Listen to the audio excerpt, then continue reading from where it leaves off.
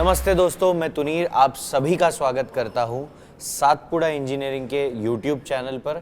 और आज हमारे साथ बहुत ही स्पेशल गेस्ट मौजूद है।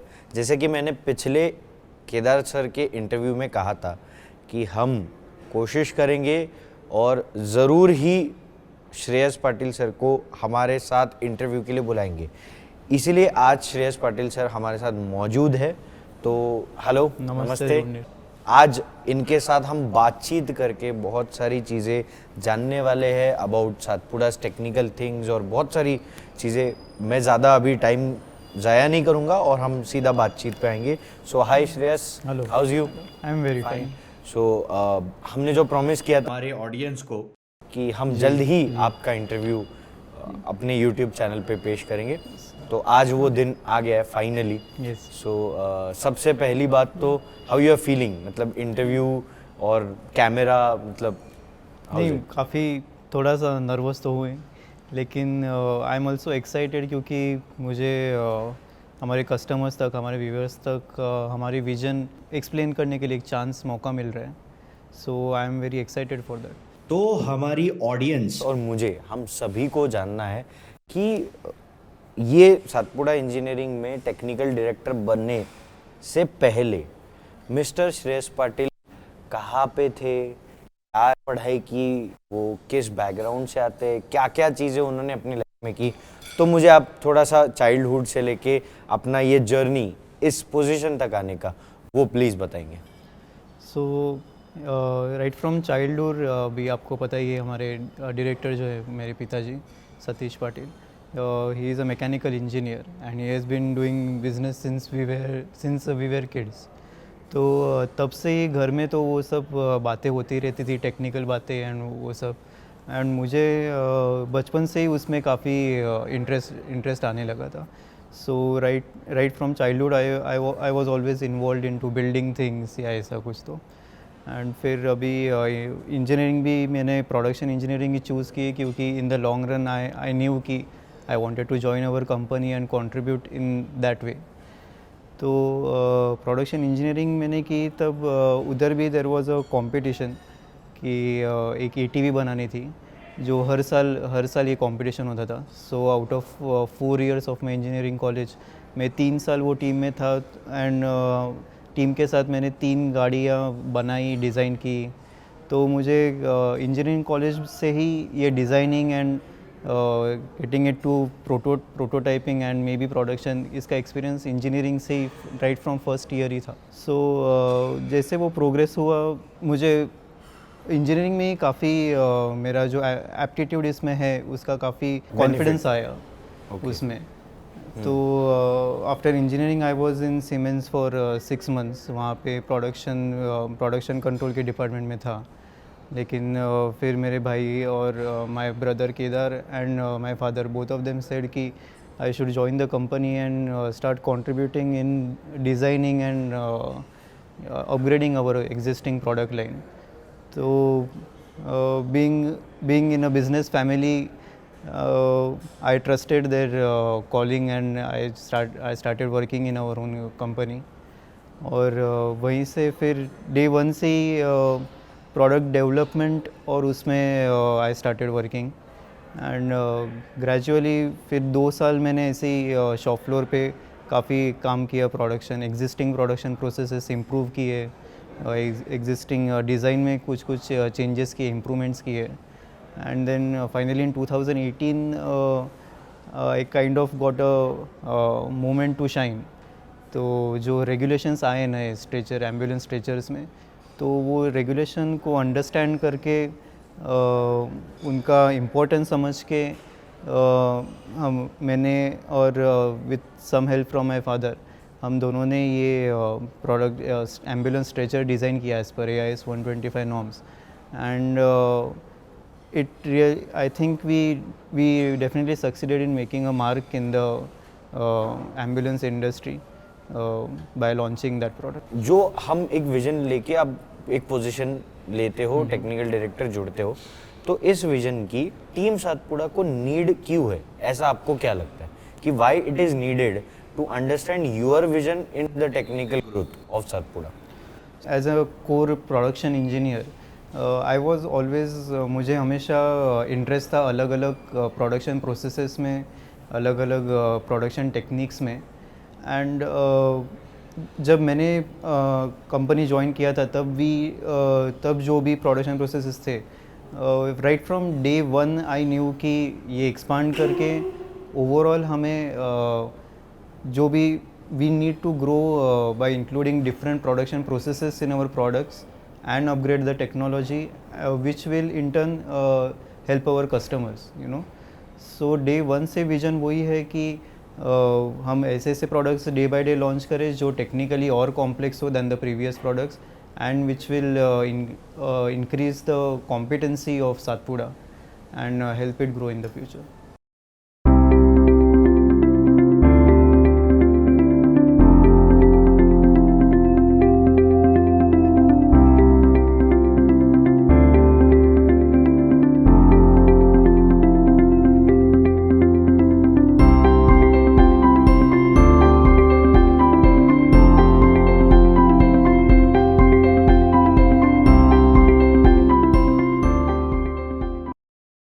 एज अ लीडर सबसे इम्पॉर्टेंट ये चीज़ होती है कि आप अपने टीम को मोटिवेट रखें और उस चीज़ के लिए मोटिवेट रखें जो आपको आइडिया आपने सोची है, जो भी आपको एग्जीक्यूशन करना है, और वो टीम उस तरीके से मोटिवेट होकर एग्जीक्यूट कर पाए.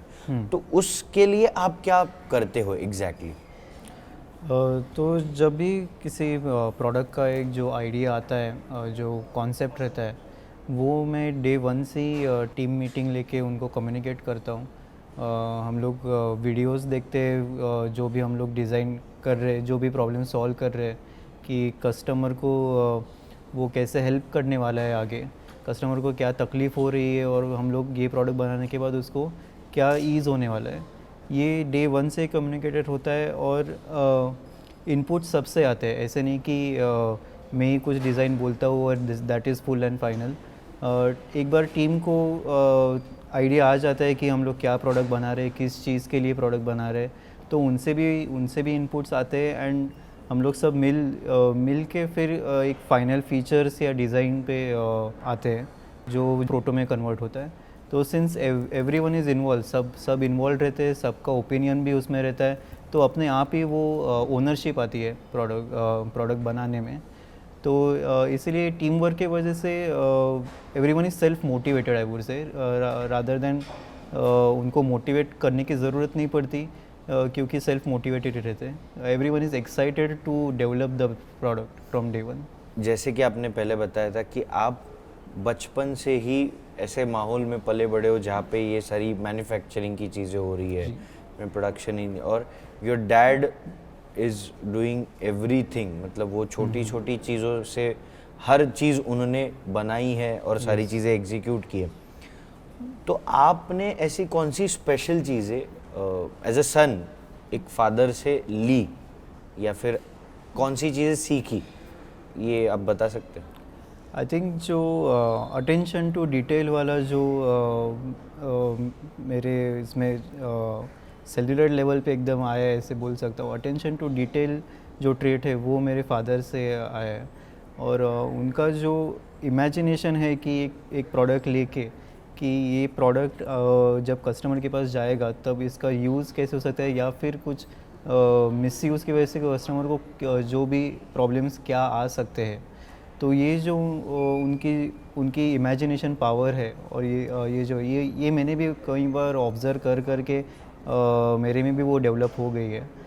सो ये जो दो बातें वो काफ़ी critical, and I think that is what sets us apart, क्योंकि वो जो विजन है about thinking about the future problems right from the design stage, that helps us कि हम लोग वो मैन्युफैक्चर प्रोसेस में ही एलिमिनेट करें, कि डिज़ाइन में ही ना हो, और मैन्युफैक्चरिंग प्रोसेसेस भी ऐसे रहते हैं कि वो प्रॉब्लम्स बाद में कस्टमर के पास प्रोडक्ट डिलीवर होने के बाद उनको कुछ इशू ना हो. ओके, एक्चुअली मेरे ख्याल से मेरे अगले सवाल का जवाब भी शायद आपने दे दिया कि आप अपने अंदर और अपने टीम के अंदर कौन से ट्रेड्स को इम्पोर्टेंस देते हो. तो मेरे ख्याल से यही है, क्योंकि मेरे फादर ने वो नॉट जस्ट मी, उन्होंने ओवर द ईयर्स वो पूरे टीम में भी बिल्ट अप कर लिया है. there have been very, I would say, harsh decisions he had to make, major rejections. But लेकिन in the end, faulty product कभी dispatch नहीं हुआ है हमारी कंपनी से, never. ग्रेट। अगर हमें कोई लॉन्ग टर्म गोल अचीव करना होता है तो उसके लिए बहुत सारी चीज़ें हमें करनी पड़ती है, ध्यान में रखनी पड़ती है। तो आप कौन सी चीज़ें ऐसी ध्यान में रख के एक्शन में लेते हो ताकि लॉन्ग टर्म गोल आपका पूरा हो? तो हम लोग basically long term goal we divide it into sub goals, and हम लोग वो गोल्स पे कंसंट्रेट करते, we go and achieve those goals, and we periodically take a review कि वो गोल्स अचीव हो रहे हैं कि नहीं, और वो सेटिस्फैक्टरीली अचीव हो रहे हैं या नहीं, एंड वो करते करते तो ऑटोमेटिकली लॉन्ग टर्म गोल तो रीच हो ही जाता है। ईजी नहीं होता कभी कभी कि आप जब सोचते हो और वो आपकी सोच या आइडिया सबको पसंद है और राइट। सबको सही लगे कि नहीं ये आइडिया सही है। तो ऐसी बहुत सी दफ़ा मुश्किलें आती होगी कि आपके आइडिया नहीं लोगों को जमी है या फिर उनको लग रहा है ये आइडिया में प्रॉब्लम है। तो ऐसे वक्त आप अपनी टीम को कैसे उस आइडिया की वायबिलिटी के बारे में कन्विंस करते हो? तो जैसे कि मैंने आपको पहले बताया कि right from the concept stage हमारी डिज़ाइन टीम को पूरा कम्युनिकेट किया रहता है कि what is the objective, and सबके इनपुट्स लिए जाते हैं। आप जो बोले वो बात भी सही है कि कई बार किसी को लगता है कि उनको जो उनके मन में जो डिज़ाइन है या जो भी प्रोसेस है दैट इज़ मोर इम्पोर्टेंट या that is more beneficial. In that case what we do is कि हम लोग डिस्कस करते वो issue, I try to explain it to them कि ये किया तो क्या हो सकता है या क्या नहीं हो सकता। इफ़ द टीम मेंबर ही फील्स कि what is thinking is right, ऐसे ही करना चाहिए, तो we do give them the freedom कि ठीक है आप ये ऐसा कर लो। क्योंकि क्या होता है कि खुद से करके फेल होने में भी learning is very important, you know, क्योंकि ठीक है थोड़ा टाइम जाता है but the learning from that failure gives you exponential returns in the long term. So इसीलिए कभी ऐसे कॉन्फ्लिक्ट्स अगर आ भी जाते हैं तो we do kind of solve it democratically. हाँ ठीक है, अगर टाइम का बहुत ही ज़्यादा कंस्ट्रेंट है तो थोड़ा सा डिक्टोरियल होना पड़ता है, but then I also make sure कि once the time constraint is over, once we have delivered the product or we have developed the product, कि we go back to the drawing board and वो जो alternate जो किसी ने suggest किया रहता है या जो प्रोसेस उन्होंने सजेस्ट की रहती है, we do follow that, and वो एक लर्निंग कल्चर एक डेवलप हो रहा है हमारे ऑर्गेनाइजेशन में बिकॉज ऑफ दिस थिंग। मैं ये जस्ट इमेजिन कर सकता हूँ कि जब क्योंकि मैं भी अपने जब काम करता हूँ या क्रिएटिव वर्क करता हूँ तो हमें बहुत सारी चैलेंजेस फेस करनी पड़ती है। तो आपको भी ऐसा आपके अब तक के करियर का बिगेस्ट चैलेंज कौन सा था आपके प्रोडक्ट डिज़ाइनिंग में? मैं तो कहूँगा कि अभी के लिए जो हमारा करंट स्ट्रेचर जो है एम्बुलेंस स्ट्रेचर गोरिल, उसको डिज़ाइन करने में ही काफ़ी तकलीफ़ें भी आई थी। वो डिज़ाइन करते टाइम, डेवलप करते टाइम काफ़ी स्ट्रेस भी हुआ था, लेकिन काफ़ी मज़ा भी आया था because they were different stages जहाँ पे आप जैसे बोले कि एक क्रिएटिव ब्लॉक आया था कि ठीक है अभी ये करना तो है लेकिन कैसे करना है वो पता ही नहीं है। तो in that case I used to do some completely unrelated work, and वो थोड़ा सडनली वो बैक ऑफ द माइंड चलता ही रहता था कि ये कैसे करना है, एंड सडनली वो क्लिक हो जाता था कि ये ऐसे ट्राई करके देखते हैं, and 90% of the time that used to work and that was incorporated into the final design. So ये जो back and forth रहता है डिज़ाइन के time, I really enjoy that process. Great, मतलब अब चैलेंज भी यू एंजॉय कि हाँ ठीक है चैलेंज है तो it is a part and parcel of being a design person. As a technical director कौन सी चीज़ आपको लगती है कि बहुत डिफ़िकल्ट है इस position? I think the most difficult thing is to consistently come up with innovative mechanisms, innovative products which will benefit the customers, not just marginally but customer को वो प्रोडक्ट बाय करके उनको वो जो अलग सेटिस्फेक्शन मिलता है कि this is a big step up from what I was using before या what I was expecting in a product. वो जो फीलिंग है, I really strive to get that in our products and try to develop those kinds of products. मेरा अगला सवाल उसी से related है कि आपको कस्टमर्स को बहुत सारा नया चीज़ देना है। Yes. ये चैलेंज है, ये डिफ़िकल्ट है, लेकिन उसके लिए आप स्टडी करना, रिसर्च करना ज़रूरी है। तो आप कौन कौन से सोर्स है, बिकॉज बहुत सारे यहाँ पे इंजीनियर्स होंगे, हमारा ये इंटरव्यू देख रहे होंगे, बहुत सारे न्यू भी एंटरप्रेन्योर्स होंगे, तो उनको ये समझना है कि एग्जैक्टली ऐसे कस्टमर को प्रोडक्ट बना के देने के लिए सोर्सेस क्या यूज़ करने पड़ते हैं स्टडी और रिसर्च के। आप क्या करते हो बेसिकली? मैं तो मोस्ट ऑफ द टाइम्स मुझे इंटरनेट से ही मिलता है, वेब ब्राउजिंग करते हुए, because I have this tendency कि if I think of something जो मुझे प्रोडक्ट चाहिए ऐसे टाइप का, तो मैं वो इमीडिएटली सर्च करता हूँ नेट पे जाके। तो अगर वो टाइप का प्रोडक्ट ना हो तो you do get similar results. तो वो सिमिलर रिजल्ट्स देखते देखते भी आपका नॉलेज काफ़ी बढ़ता है, एंड वो प्रोडक्ट्स देख के it is fun to dissect them कि अरे ये प्रोडक्ट कैसे बनाया होगा या कैसे डिज़ाइन किया होगा। तो because of that nature I think मेरा रीडिंग काफ़ी वास्ट है, because of my curious nature. तो उसके वजह से जो आइडियाज़ आते नेट पे इधर सर्व करके, या फिर इंस्टाग्राम पे भी काफ़ी आइडियाज़ पिंटरेस्ट पे रहते हैं, रेडिट पे रहते हैं। So there are very vast libraries and vast source of knowledge available on the internet, अगर आप ठीक से यूज़ कर रहे हो तो।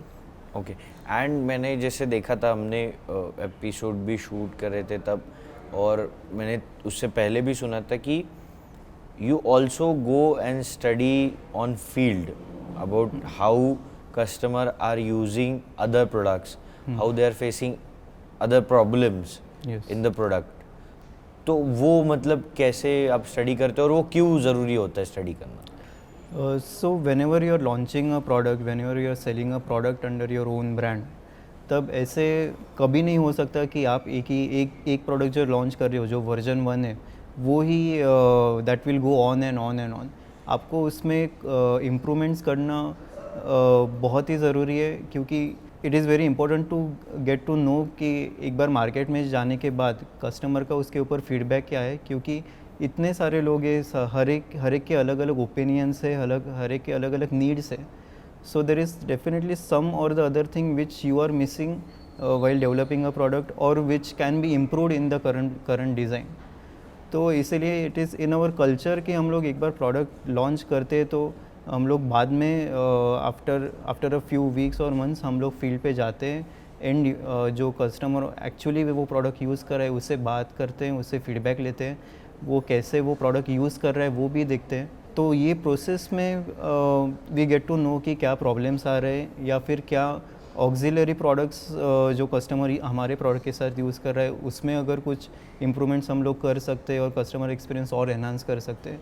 तो ये जो कस्टमर फीडबैक का जो कल्चर बन गया है, that has been a core advantage for us in developing and keeping our stretcher and other products up to date. नमस्कार दोस्तों, मेरा नाम है केदार पाटिल। मैं भारत के सभी एम्बुलेंस ओनर्स और एम्बुलेंस बॉडी बिल्डर्स के लिए एक गुड न्यूज़ लेके आया हूँ।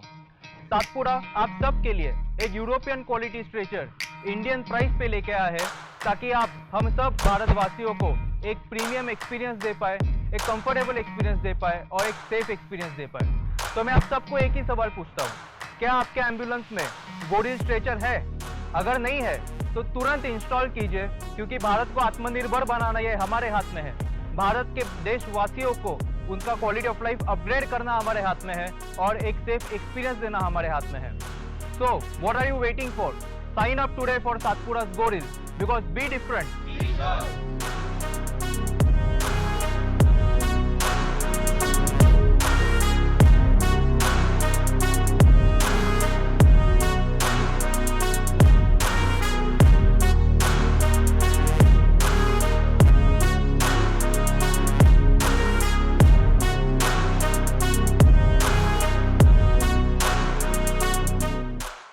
Being a creative person or technical person, हम जब काम करते हैं तो ये वाजिब है कि अपने टेक्नीशियंस के साथ कॉन्फ्लिक्ट्स क्रिएट होना, और एक्चुअली वो अच्छी निशानी भी होती है कि कॉन्फ्लिक्ट्स होना is good, healthy thing. Yes. मतलब हम इट इज अ इंसान sign of healthy team work I would say. Right.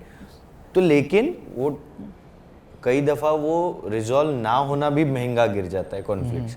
तो उन कॉन्फ्लिक्ट्स को हाउ डू यू रिजॉल्व? जैसे कि मैंने पहले भी कहा कि हमारी टीम में काफ़ी डेमोक्रेटिक कल्चर है।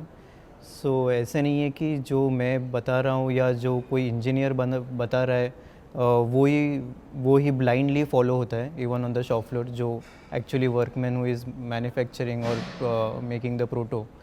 तो अगर उनके भी माइंड में कुछ आइडिया आया या फिर कुछ सजेशन आया तो वो डिस्कस होता ही है, ऐसे नहीं कि इग्नोर होता है। तो उसके वजह से ऐसे सिचुएशन अभी तक तो आया नहीं है कि बहुत ही हीटेड कॉन्वर्सेशन हुआ है या ऐसा। कॉन्फ्लिक्ट्स तो होते हैं but they are resolve by talking to each other, क्योंकि बेसिकली कॉन्फ्लिक्ट्स तभी आते हैं if there is a communication gap, and वो हम लोग काफ़ी केयरफुल है कि वो कभी भी ना आए हमारे टीम में, not at any level of the organisation. तो जैसे कि मैंने आपको पहले बताया, if there is a time constraint और जो प्रोडक्ट हम लोग बना रहे हैं तो if it is functionally okay, it is satisfying all the quality norms, तो हम लोग थोड़ा सा डिक्टेटोरियली जाते हैं for the time being. once the deadline is done with delivered to our commitments, we go back to the design, और जो भी suggestions आए थे, जो भी alternatives suggest किए गए थे, we try it out, and अगर उसमें कुछ failure आ रहा है तो we don't mind that, क्योंकि उससे वही workman का, वही engineer का knowledge और बढ़ता है, and if it works तो well and good, it is always encouraged. आपका कोई ऐसा ड्रीम है कि ये सातपुड़ा इंजीनियरिंग की प्रोडक्ट डिज़ाइनिंग की कैपेबिलिटीज़ इस लेवल पे जाए? ऐसे कोई specific dream about capabilities of Satpura's product designing? I would say कि I would love to have all kinds of processes in-house in Satpura, and to have all those kinds of processes, I would love to have all the related competencies for that processes. ये काफ़ी I would say dreamy goal है, but yes, this is part of the goal. And the other thing is कि I would like Satpura to be looked upon as a company कि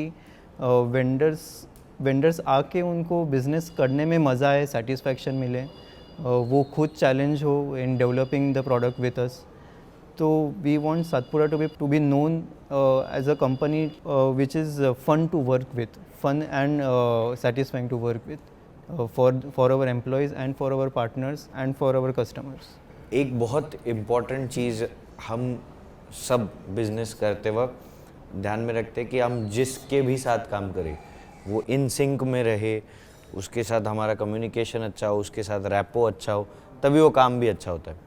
और आप lucky हो कि आप अपने फैमिली मेम्बर्स के साथ काम करें, और specially now you are working with your brother. Yes. So how it feels कि आप मिस्टर केदार के साथ जब काम करते हो कि आपको भाई है, घर में is your brother, in company is your another partner, director, CEO, तो वो फील क्या होता है? क्या मतलब वो एक अलग कोई फीलिंग है? भाई के साथ काम करना इज़ गुड और नॉट गुड, प्रोज कॉन्स कैसे है, और आप ये सिंक कैसे होते हो?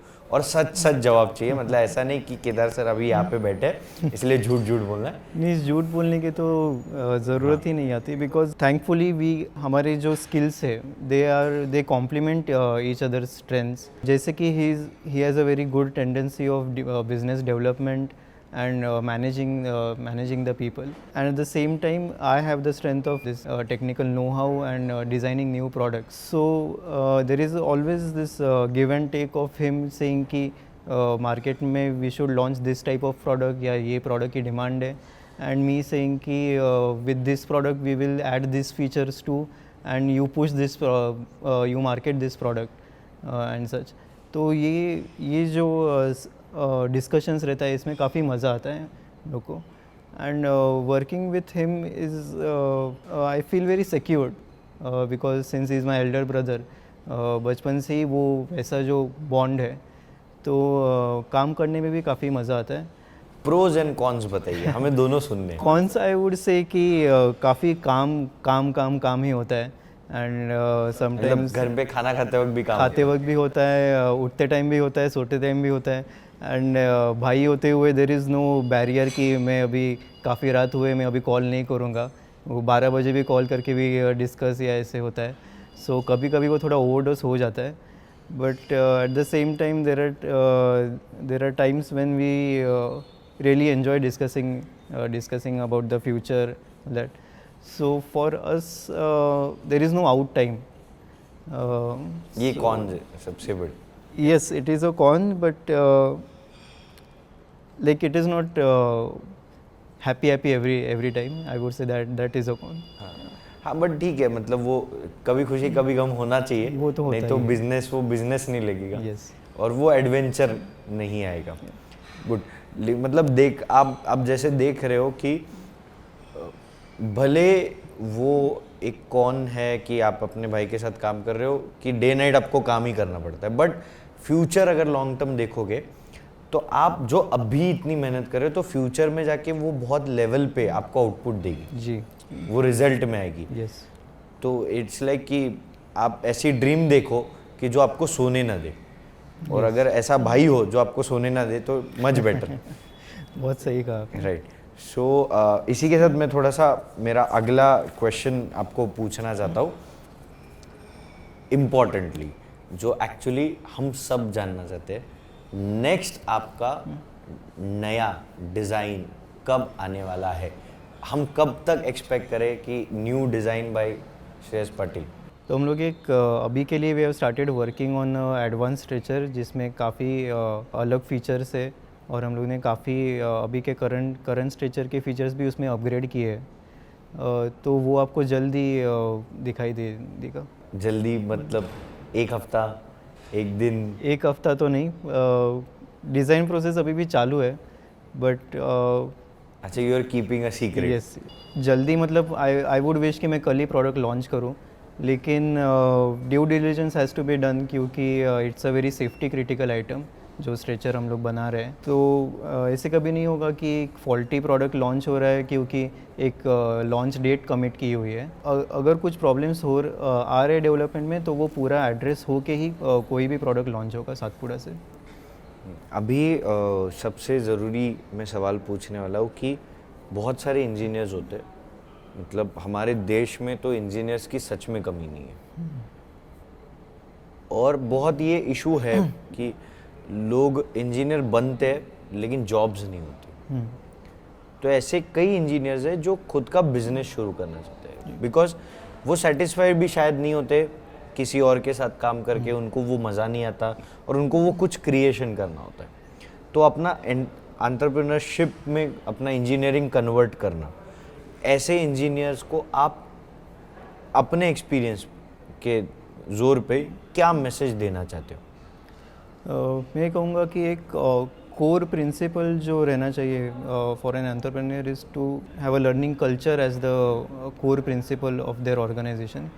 क्योंकि if you are not upgrading your self तो आप डेफिनेटली 2 या 3 साल में आउटडेट हो जाएंगे, बिकॉज अभी जो पेस से वर्ल्ड ग्रो हो रहा है उसमें ऐसे हो ही नहीं सकता कि आप आज ग्रेजुएट हो गए और 20 साल भी आप वही नॉलेज यूज़ कर रहे हैं जो आप ग्रेजुएशन के टाइम यूज़ किया है।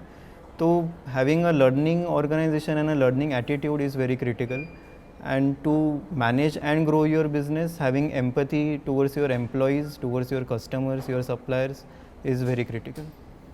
दोस्तों, अभी हम लोग जाते जाते एक इम्पॉर्टेंट चीज़ मैं श्रेयस सर से पूछना चाहूँगा कि आप सभी को पता ही होगा, आपने इंस्टाग्राम फॉलो कर रहे, एक सातपुड़ा की वेबसाइट पे भी देखा होगा कि सातपुड़ा इंजीनियरिंग ने एक नया इनिशिएटिव लॉन्च किया है, that is Satpuda super saviour.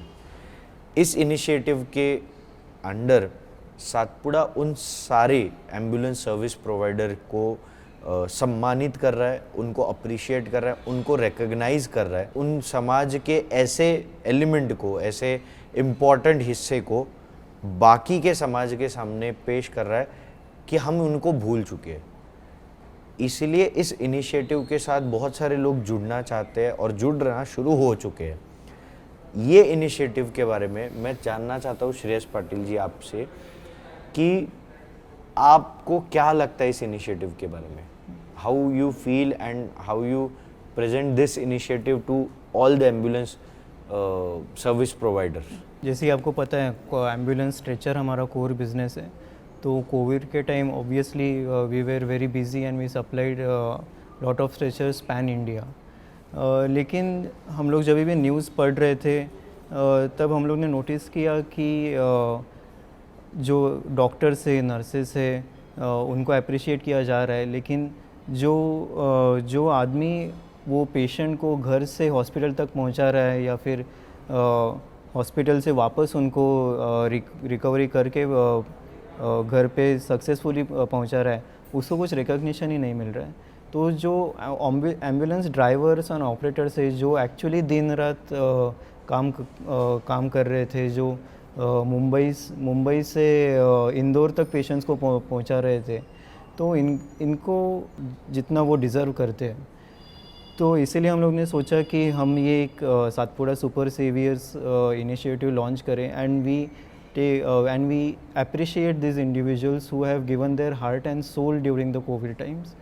We feel very proud that we are able to connect with all of these super savers and appreciate them as such. Satpura हमेशा ऐसे चीज़ों को ध्यान में दे रहा है कि जिससे एक्चुअली समाज में कुछ अच्छा बदलाव आए। Am I right? Yes. और उसी के लिए सातपुड़ा की टैगलाइन है बी डिफरेंट बी श्योर, और ये टैगलाइन के ऊपर कैसे सातपुड़ा इंजीनियरिंग खरा उतरता है हमेशा की तरह, वो आज हमने जाना श्रेयस पाटिल जी से। And thank you very much for giving us your time. So we loved it कि आपने इतनी सारी चीज़ें और इतनी सारी इन्फॉर्मेशन हमारे साथ शेयर की। Thank you very much. तो दोस्तों आप याद रखिएगा कि सातपुड़ा इंजीनियरिंग के साथ आप भी जुड़ सकते हो। अगर आपको करियर बनाना है, आप इंजीनियर्स हो, आप क्रिएटिव माइंड हो, आप बिजनेस डेवलपमेंट करते हो, आप सातपुड़ा इंजीनियरिंग के साइट पे लॉगिन कर सकते हो और वहाँ पे अपनी डिटेल्स फिलअप करके सेंड कर सकते हो। और सारे एम्बुलेंस सर्विस प्रोवाइडर्स को मैं ये दरख्वास्त करूँगा, हमारे इस सातपुड़ा सुपर सेवियर इनिशिएटिव के साथ जुड़े और बहुत सारा ये प्यार एक दूसरे की कम्युनिटी में जल्द से जल्द फैलाने के लिए हमें हेल्प करें, ताकि हम ये सारे कम्युनिटी को एक समाज में एक वो मान और वो सम्मान दे पाए जो वो हकदार है उसके। सो इसी के साथ मैं तुनीर आप सभी से अलविदा लेता हूँ एंड स्टे ट्यून। जल्द ही हम लोग और एक इंटरव्यू लेके आएंगे, बहुत ही स्पेशल है। मैं नाम नहीं बताऊँगा वो किसकी इंटरव्यू है, क्योंकि वो स्पेशल है ना बॉस, इसीलिए। ठीक है, चलो बाय बाय।